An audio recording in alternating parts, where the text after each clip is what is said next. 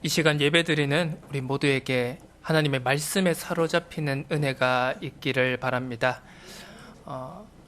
나의 현장이 아닌, 내 생각, 내 기준을 가지고 가는 현장이 아닌 하나님이 보내시는 그 땅으로 말씀 가지고 나아가는 은혜가 있기를 바랍니다.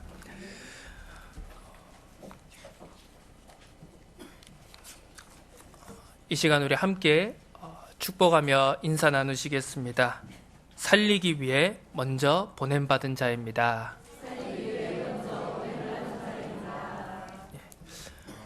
우리는 이 시대, 이 현장 속에 하나님께서 살리기 위한 영적 서밋의 축복 가지고 보냄받은 자인 줄로 믿습니다. 지난 주간 우리는 버림받았다는 생각이 들 때라는 제목으로 말씀을 받았습니다. 주님은 철저하게 버림받은 상황 속에서도 원망과 분노가 아닌 아버지 하나님께서 맡기신 구원 사역을 다 이루었다는 선언으로, 또 영혼의 주인이신 아버지 하나님께 모든 것을 맡기는 절대 신앙으로 생을 마무리하셨습니다.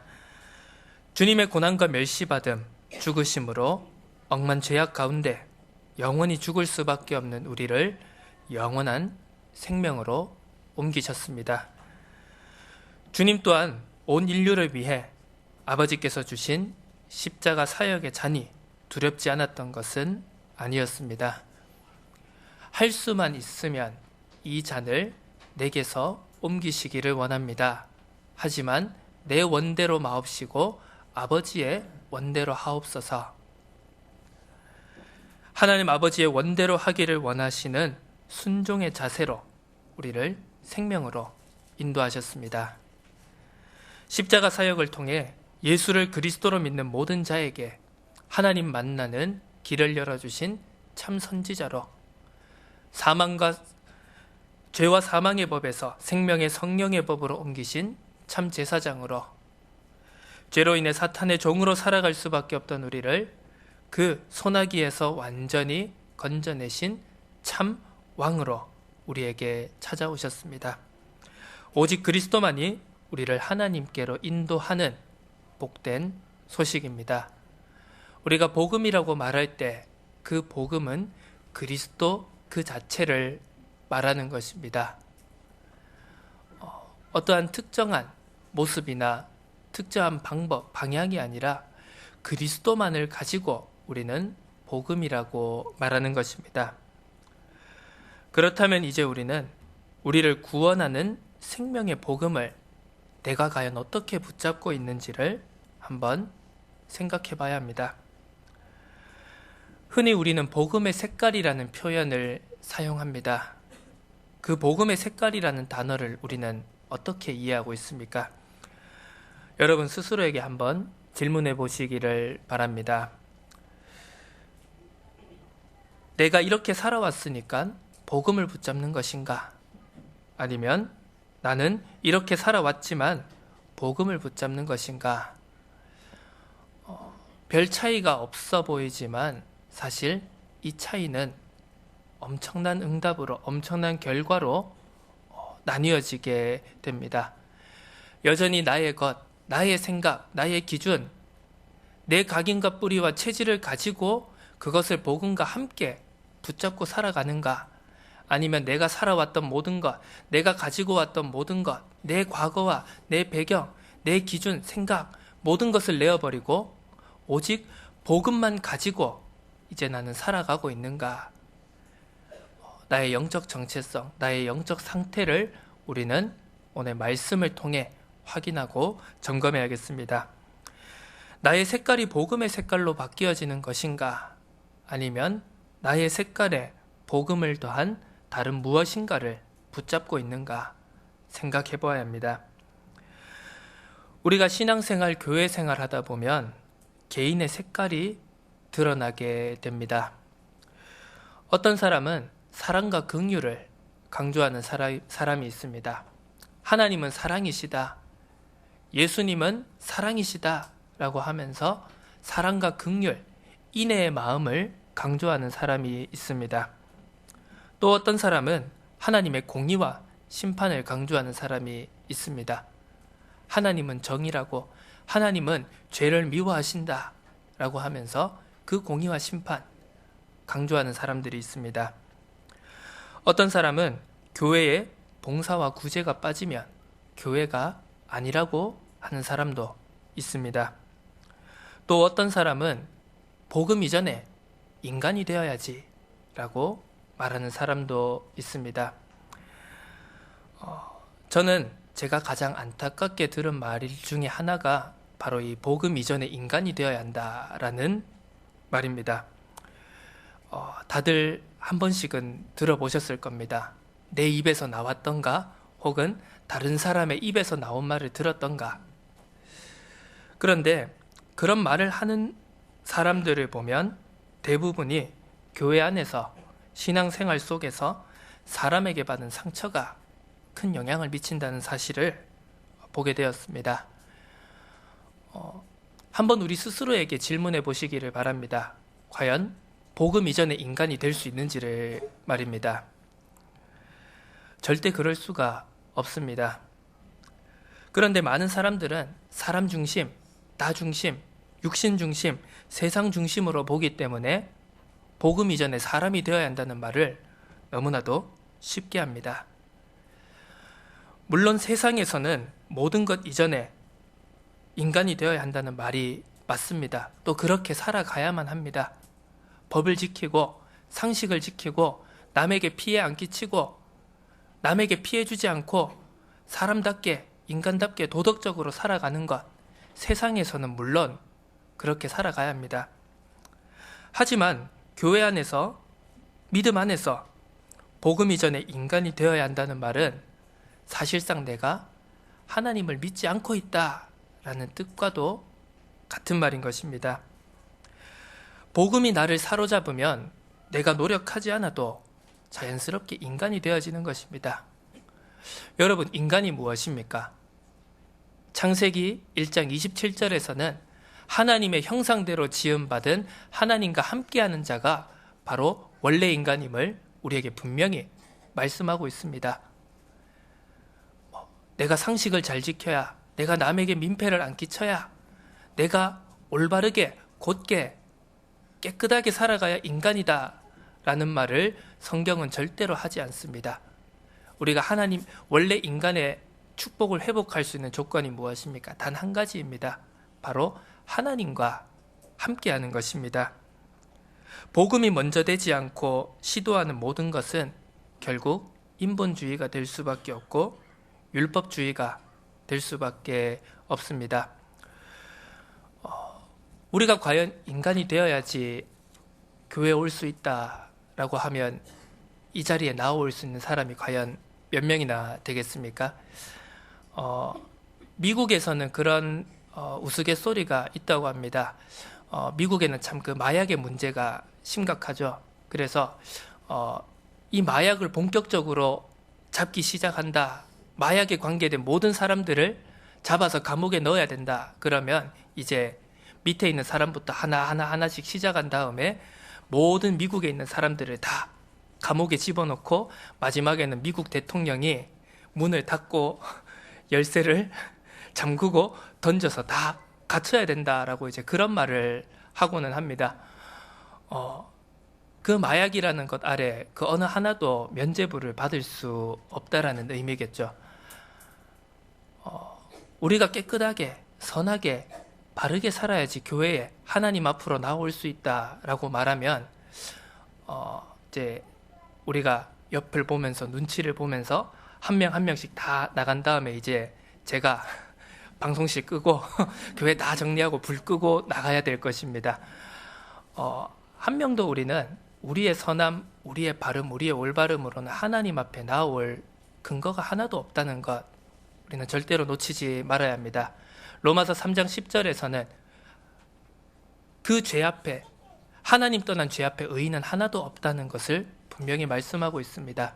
모든 사람이 죄를 범하였기 때문에 하나님의 영광에 이를 수 없다는 것을 또한 분명히 우리에게 말씀하고 있습니다.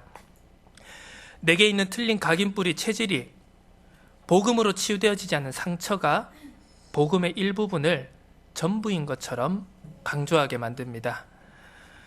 더욱이 이런 과거와 상처에서 벗어나지 못하고 치유되지 않으면 다 잘하는 것처럼 보이다가 열심히 하고 열심히 헌신하고 열심히 전도와 선교, 하나님의 일을 위해서 최선을 다하는 것처럼 보이다가 내 과거와 상처를 만나게 되면 내가 잘하는 것 온데간데 없어지고 순식간에 무너져 버리게 됩니다. 나의 트라우마가 신앙생활 안에서 뛰어넘지 못하는 큰 벽이 됩니다. 다른 것은 다 뛰어넘는데, 다른 것은 다 그리스도다, 다른 것은 다 복음이다, 모든 문제 해결자다 라고 하는데 내 인생의 단 한 가지가 내 신앙을 다 무너뜨릴 수 있다는 것입니다. 어떤 사람에게는 이 돈에 관한, 경제에 관한 상처가 치유되지 않으면요, 열심히 신앙생활하고 잘 섬기다가도 이 교회에서 말하는, 강단에서 목사님이 말하는 헌금이라는 단어 하나 때문에 그 신앙이 더 이상 자라지 못하고 나아가지 못하고 주저앉게 되는 경우가 많습니다. 다 이해하고 수용하고 초월하지만 단 한 명의 사람으로 인해서 그 신앙이 더 앞으로 나아가지 못하고 주저앉게 되는 경우도 너무도 많습니다. 이것은 몇몇 사람의 이야기가 아닙니다. 이 말씀을 들을 때 옆에 있는 사람을 보고 네 이야기다. 이것이 아니라 우리 모두의 이야기임을 우리는 반드시 붙잡아야 합니다. 저 또한 마찬가지입니다. 이 복음의 색깔이라는 것을 가지고 생각할 때 내가 정말 오직 그리스도, 오직 하나님, 여호와 하나님 말씀만을 붙잡고 살아가는 것인지, 혹은 내가 원래 살아왔던 나의 습관, 나의 체질, 나의 성격, 나의 인격, 이런 것들이 복음이라는 것과 섞여서 나타나고 있지는 않은지 우리는 한번 점검해 보아야 합니다. 저에게 많은 분들이 그런 얘기를 하십니다. 찬양을 참 잘하십니다. 그러면서 어떤 분들은 찬양에 은사가 있는 것 아니냐 또 이렇게 칭찬도 하시고요. 좀 부끄럽게도 그렇게 말씀들을 하십니다. 저도 참 찬양을 좋아합니다. 굉장히 제가 영적으로 다운돼 있다가도요, 찬양 몇 곡을 부르면 제 안에서 영혼이 살아나는 것이 느껴집니다. 그리고 아무리 힘들고 처지더라도 이 금요 찬양 기도에 와서 한 시간 정도 찬양을 인도하고 나면은요, 그 전보다 훨씬 더 회복되어져서 집으로 돌아가는 저를 발견하곤 합니다. 이제 저를 아는 분들은, 이제 대구에서부터 제가 태어날 때부터 저를 잘 아시는 분들은 한 이야기를 가지고 항상 이야기를 하시는데요. 이제 대구 교회에서 다락방 운동을 시작하기 전입니다. 이렇게 서울로 부흥 집회를 항상 이제 왔다 갔다 하면은 이제 대여섯 살밖에 안 된 한 아이가 그 한 8, 9시간 오고 가는 그 차 안에서 쉬지도 않고 찬양만 부른다는 겁니다. 그게 바로 접니다. 이제 그런 제 모습을 봤던 분들은 그래, 역시 목사 아들이니까 다르네, 모태 신앙이니까 역시 다르네, 이런 이야기들을 지금도 하십니다. 저 역시 그래, 역시 라는 생각을 하면서 신앙생활을 해왔습니다. 그런데 그것을 제가 다시 한번 해보게 된 계기가 있었는데요. 제가 이제 세상 노래를 부르니까 제가 한번 이제 노래방을 간 적이 있습니다. 세상 노래를 부르는데요, 너무나도 기쁘게, 너무나도 즐겁게 찬양을 하는, 그 노래를 부르는 제 모습이 발견되는 겁니다. 다시 한번 생각해 봤습니다. 내가 진짜 하나님을 찬양하고 감사하고 기뻐해서 하나님께 영광 돌려드리려고 내가 찬양을 잘했던 것이 아니라, 그냥 나는 노래를 좋아하는 체질을 타고났구나 하는 생각을 하게 되었습니다. 그냥 내가 모태신앙이다 보니까, 내가 목사 아들이다 보니까, 내가 원래 부터 교회에 다녀왔었으니까 그냥 그 현장과 내가 있었던 그 현장과 내가 노래를 좋아하는 체질이 맞물려서 나는 찬양을 했던 것이구나 라는 저의 영적 상태가 발견되어졌습니다. 우리 또한 마찬가지일 것입니다. 각자의 성격이 있습니다. 각자의 개성이 있고요. 그런데 이제 그것이 교회 안에 와서 뭔가 나의 생각과 나의 습관과 나의 체질이 이 교회 생활, 신앙 생활과 맞물려서 복음의 색깔이다 라고 착각하게 되는 경우가 많습니다. 우리는 말씀 앞에서, 하나님 앞에서 철저하게 우리의 영적 상태를 확인하고 점검해야 됩니다. 진짜 복음이 맞느냐? 진짜 오직 예수 그리스도가 맞는가? 아니면 나의 색깔과 나의 체질과 나의 것이 복음과 섞여져서 이것이 복음이다라고 나오는 것인가? 우리는 반드시 이 사실을 짚고 넘어가지 않으면 열심히 하면서도, 최선을 다하면서도, 헌신하고 수고하면서도 내 것에, 내 과거에, 내 배경에 발목 잡혀서 또 넘어지고 낙심할 수밖에 없다는 사실을 절대로 놓쳐서는 안 되겠습니다.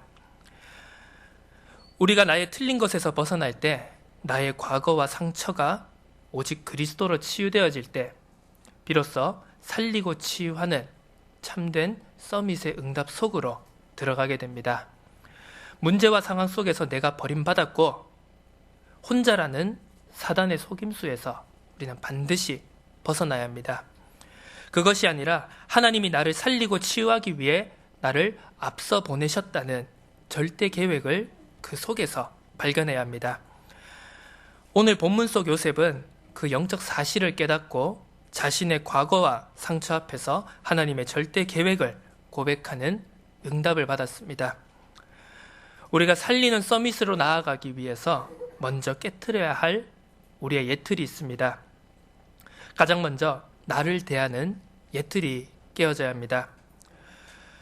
요셉은 형들의 시기로 인해서 철저하게 배신당하고 버림받아 애굽의 노예로 팔려가게 되었습니다. 낙심하고 원망하며 복수에 사로잡힐 충분한 조건을 가지고 있었습니다. 모세 또한 마찬가지였습니다.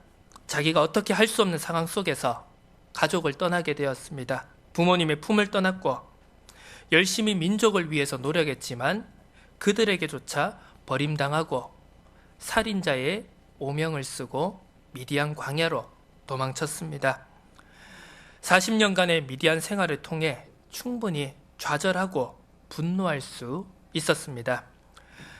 과거와 상처 속에서 원망과 분노를 해결하지 않고 살아간다면 성공하지 못해도 문제이고 성공해도 문제인 것입니다.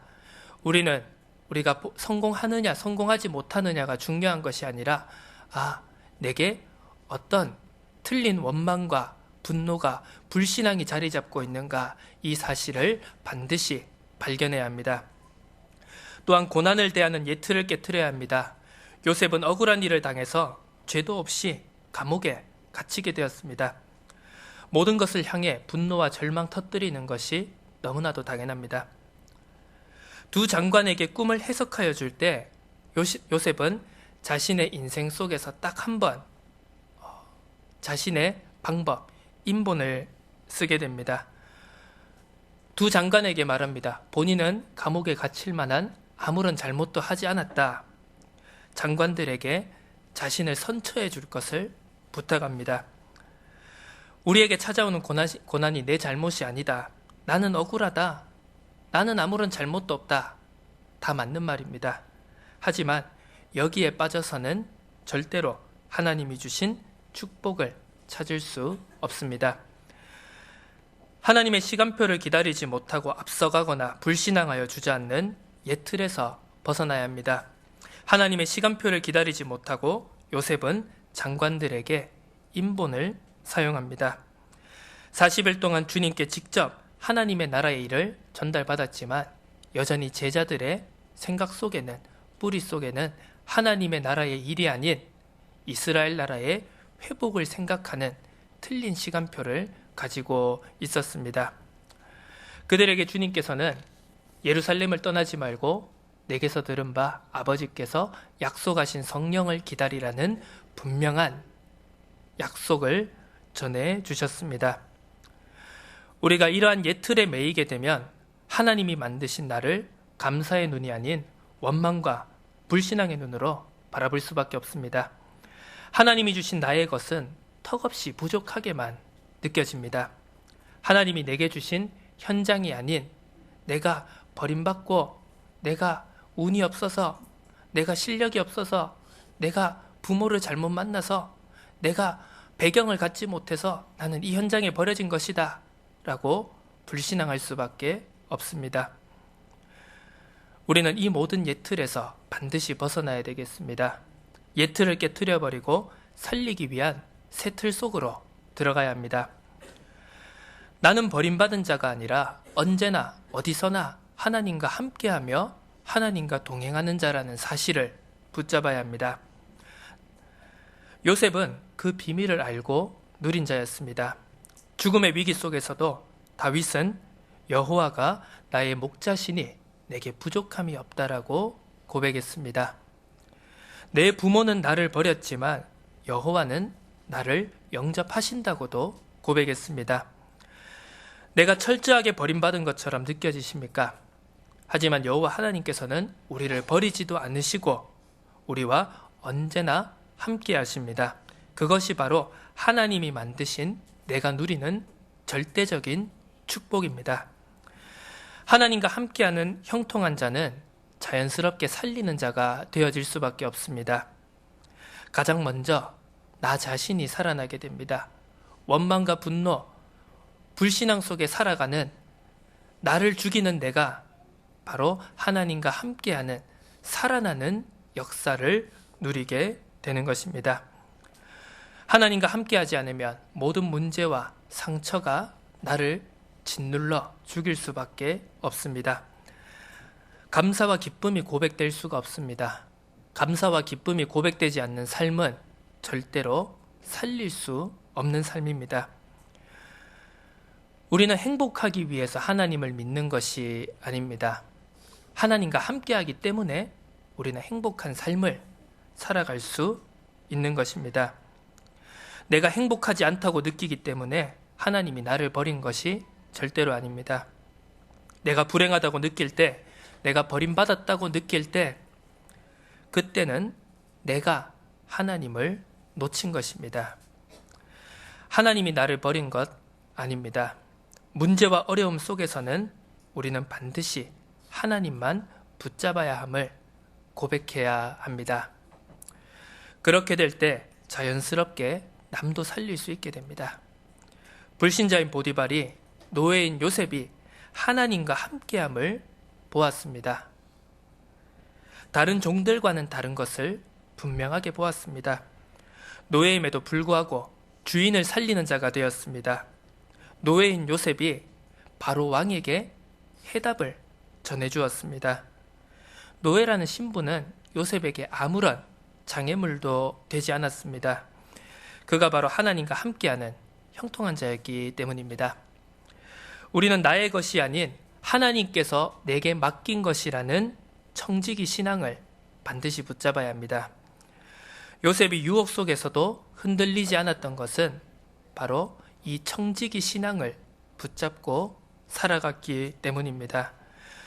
우리는 내게 조금 있는 것으로 자만하거나 흔들릴 때가 많습니다. 마치 이 모든 것을 내가 이룬 것처럼 행동할 때가 많습니다. 하지만 우리에게 주어진 것은 살리기 위해 하나님께서 우리에게 주신 달란트임을 잊지 말아야 합니다. 맡은 자의 청지기 본분을 놓치지 않았던 요셉은 비록 감옥에 갇혔지만 유혹에 속지 않았고 하나님 앞에서 범죄하지 않을 수 있었습니다. 바로 앞에서 꿈을 해석할 때도 자신을 드러낸 것이 아니었습니다. 하나님께서 바로에게 좋은 것을 말씀하실 것이다. 하나님의 영광을 나타내었습니다. 다니엘과 세 청년 또한 마찬가지였습니다. 느부갓네살 왕 앞에서 자신이 아닌 하나님을 나타내었습니다. 누가복음 12장 42절에서 44절에는 이 청지기의 자세와 받는 복에 대해 더욱 자세히 말씀하고 있습니다. 진실한 청지기가 때를 따라 양식을 나누어 준다고 말입니다. 가장 필요한 때에 살리는 자로서 육의 양식뿐 아닌 영의 양식까지 나누어 주는 영적 서밋의 삶을 살아야 합니다. 주인이 이럴 때 그 종이 그렇게 하는 것을 보면 그 종은 복 있는 자라고 말씀하고 있습니다. 그 주인이 그 모든 소유를 그에게 맡긴다고 말씀하십니다. 살리는 서밋의 비밀을 본 요셉에게 그 보디발은 자신의 소유 모든 것을 노예인 요셉에게 맡깁니다. 우리가 작은 자로 낮은 자리에서 세상을 살리는 비밀이 바로 여기에 있습니다. 악한 자일수록 불신자일수록 자신에게 유익되는 자를 잘 알고 있습니다. 우리는 불신자 아래서도 충분히 살리는 응답을 받을 수 있습니다. 오히려 그것이 하나님께서 우리에게 주신 현장과 영혼을 살리는 가장 좋은 통로가 되어집니다. 더 나아가서 육신의 유익뿐만이 아닌 영적인 축복도 함께 전달해야 됩니다. 우리가 불신자에게 불신 현장 속에 육신의 유익만을 전달한다면 반드시 우리는 세상에 심부름하는 자로, 사단의 심부름하는 자로 살아갈 수밖에 없습니다. 열심히 하면서 세상의 노예, 포로, 속국으로 살아갈 수밖에 없습니다. 우리가 육신의 유익뿐만이 아닌 영적인 축복까지도 전달할 때 그때 비로소 우리는 가장 낮은 곳에서 가장 연약한 자리에서 모든 것을 살리는 영적 서밋의 응답을 받게 될 줄로 믿습니다. 그렇다면 새 틀 안에서 나의 현장을 어떻게 보아야 합니까? 요셉은 자신을 판 형들 앞에서 하나님이 자신을 이 현장에 생명을 구원하시려고 앞서 보내심을 분명히 고백하고 있습니다. 나를 애굽에 보낸 것이 형들, 당신이 아니라 하나님이 보내셨음을 분명하게 고백하고 있습니다. 자신의 모든 과거와 상처를 뛰어넘은 영적 서밋의 고백이었습니다. 요셉이 만일 그 믿음의 고백이 아닌 자신의 상처를 가지고 복수하고 원망했다면 이때까지 걸어왔던 믿음의 과정을 다 무너뜨리게 되는 것이었습니다. 하지만 요셉은 자신이 가장 뛰어넘기 힘든 자신을 노예로 애굽에 판 형들 앞에서 하나님의 절대 계획을 고백함으로써 자신의 모든 것을 뛰어넘고 초월하여서 모든 것 살리는 영적 서밋의 길로 들어갔던 것입니다. 우리 모두가 이 응답 속으로 들어가야겠습니다. 사무엘이 홀로 남겨진 것이 아닙니다. 하나님께서 그와 함께 하시는 현장을 사무엘은 보았던 것입니다. 잠깐의 응답이 중요한 것 아니라 더 큰 로마 복음화의 응답을 바울이 보았습니다. 지금 있는 현장의 응답에 안주하지 않았고 영원한 응답을 바라보았습니다. 우리는 하나님께서 살리는 자로 우리를 영적 서밋의 중심으로 역사를 움직여가는 그 속에 나를 보내셨음을 절대로 놓치지 말아야 합니다. 하나님께서는 반드시 세상의 서밋들이 아닌 영적 서밋을 중심으로 역사를 움직여 가십니다. 우리는 그 역사의 중심 속에 보냄받은 자라는 사실을 잊지 마시기 바랍니다. 우리가 버려진 자처럼 보일 수 있습니다. 하지만 그것이 아닌 하나님과 함께하는 자임을 깨달아야 합니다. 믿지 않는 자들에게는 버려지고 걸림이 되는 그 돌이 믿는 자에게는 생명 살리는 모퉁이 돌이 된다. 베드로전서 2장 7절은 우리에게 분명히 말씀하고 있습니다. 때로 우리가 현장에 살아가다 보면 믿는 우리를 불편해하는 사람들이 참으로 많습니다. 때로는 믿음을 가졌다는 이유만으로 우리가 미움당하고 조롱당하고 핍박당하는 경우도 참으로 많습니다. 하지만 그것은 너무나도 당연한 것입니다. 요한복음 15장 18절에서 19절에는 이렇게 말씀하고 있습니다. 세상이 너희를 미워하면 너희보다 먼저 나를 미워한 줄 알라고 말입니다.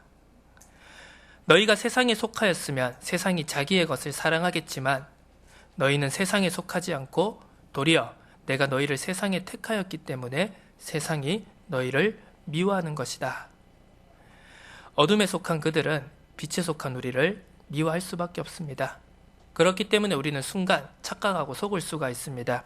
믿는 나를 미워하고 핍박하는 그들을 보면서 낙심하고 불신앙할 수 있습니다. 하지만 우리는 그 속에서 버려진 것이 아니라 가장 중요한 때에 모든 것을 그리스도와 연결하여 하나 되게 하는 모퉁이 돌의 사명을 가지고 있음을 반드시 기억해야 합니다. 현장은 복음 가진 나를 핍박하는 그들을 중심으로 움직여지고 나는 그 속에서 따돌림 당하는 것처럼 버려진 자로 느껴질 수 있지만 그것은 분명한 착각입니다. 하나님은 반드시 찾아올 수밖에 없는 인생의 근본 문제, 그 속에서 반드시 멸망당할 수밖에 없는 자들을 살리기 위해 나를 보내셨음을 붙잡아야 합니다. 재앙 가운데 흩어진 것처럼 보여질 수 있습니다. 하지만 그것이 아니라 우리들을 이 시대 살릴 남은 자로 심으셨습니다. 내가 있는 현장, 소망 없는 현장에 내가 버려지고 흩뿌려진 것처럼 보여질 수 있습니다. 그 속에서 우리를 그루터기로 세우셨음을 붙잡아야 합니다. 죽음의 위기 속에 나 혼자 남았다고 말하는 엘리야에게 하나님께서는 바알에게 무릎 꿇지 않은 7,000명을 남겨두셨다고 말씀하고 있습니다. 엘리야가 무너지지 않아야 할 이유가 바로 여기에 있었던 것입니다. 남은 자를 살려야 합니다. 엘리야를 찾아 세워야 합니다. 7,000을 찾아 세우는 사명을 엘리야에게 주셨습니다. 모든 현장 속에 이러한 남은 자를 심어 놓으셨음을 우리는 반드시 발견해야 합니다. 그들을 찾아 세우기 위해 우리는 현장으로 나아가야 합니다. 이사야 선지자를 통해 열방을 향해 기치를 세우고 쫓긴 자들과 흩어진 자들을 모으신다고 말씀하고 있습니다. 하나님께서는 작은 자가 천을 이루고 약한 자가 강국을 이룰 것을, 때가 되면 나 여호와가 속히 이룰 것을 말씀하고 계십니다. 내 힘으로 할 수 없다, 나는 부족하고 연약하다고 고백하는 자들을 통해서 하나님의 일을 이루어 가십니다. 한 사람이면 패하겠거니와 두 사람이면 맞설 수 있나니 세 겹줄은 쉽게 끊어지지 아니하느니라. 전도서 4장 12절의 말씀입니다. 우리가 언약 속에 하나 되어 원네스 되어 세상을 승리할 비밀이 바로 여기에 있는 줄로 믿습니다. 이제 우리는 결론적으로 우리의 복음의 색깔에 대한 분명한 결론을 내려야 합니다. 내가 어떤 사람이건 우리가 어떠한 차이점이 있던 우리는 한 가지 색깔 안에서 하나 되어야 합니다. 오직 그리스도가 우리의 색깔임을 고백하시기를 바랍니다. 이스라엘 나라가 아닌 내 나라, 내 가정, 내 것이 아닌 하나님의 나라가 바로 우리에게 주어진 미션임을 분명히 고백해야 합니다. 내 힘이 아닌, 노력이 아닌 성령께서 주시는 충만한 능력과 권능을 힘입어 땅끝까지 증인으로 서야 할 줄로 믿습니다. 더 이상 나의 과거, 상처, 배경에 얽매이지 말아야 합니다. 모든 것 뛰어넘고 살리는 복음의 능력을 우리는 붙잡아야 합니다. 하나님께서 내게 주신 모든 것은 응답의 발판입니다. 나의 아픔과 슬픔, 갈등의 시간도 모든 것을 살리고 치유할 수 있는 발판이 되어집니다. 내가 그 모든 것을 복음으로 뛰어넘을 때 하나님께서는 내 삶 속에 나와 같은 과거의 상처에 빠져 죽어가는 영혼을, 현장을 보여주십니다. 그것을 보고 하나님이 주신 나의 현장으로 내게 맡기신 영혼으로 보여질 때 비로소 영적 서밋의 축복이 시작될 것입니다. 오직 복음으로 치유와 갱신, 회복이 되어져서 모든 것을 살리기 위해 담대의 현장으로, 세상으로 나아가는 전도자의 발걸음이 되어지기를 바랍니다. 다 함께 기도드리겠습니다. 하나님 아버지, 감사드립니다. 더 이상 우리의 과거와 배경, 상처에 발목 잡혀 틀린 것을 붙잡고 나의 힘으로, 나의 노력으로 신앙생활하지 않도록 우리에게 참된 은혜를 허락하여 주옵소서. 오직 복음으로 모든 것을 이해하고 수용하고 초월하는 영적 서밋의 응답을 누리게 하옵소서. 모든 세상과 영혼을 살리기 위해 앞서 보내심을 분명히 기억하게 하옵소서. 내가 있는 현장 속에 나를 살리고 모든 사람을 살리며 흑암의 문화와 세상을 살리는 영적 서밋으로 세워지도록 성령으로 인도하여 주옵소서. 감사드립니다. 살아계신 예수 그리스도의 이름으로 기도드립니다. 아멘.